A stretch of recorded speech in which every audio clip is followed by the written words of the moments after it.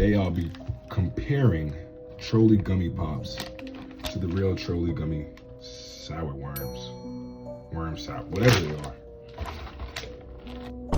Come on, bruh. This ain't paused at all, bruh.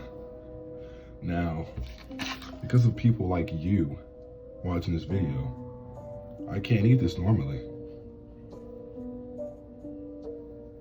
I gotta do this. Not gonna get me.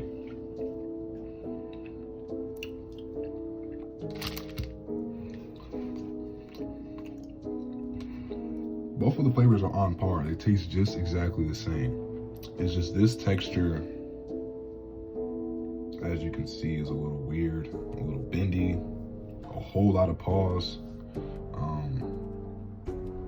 Only if we just lived in a normal society where we can just eat this and we're done. I give this a 4 out of 5.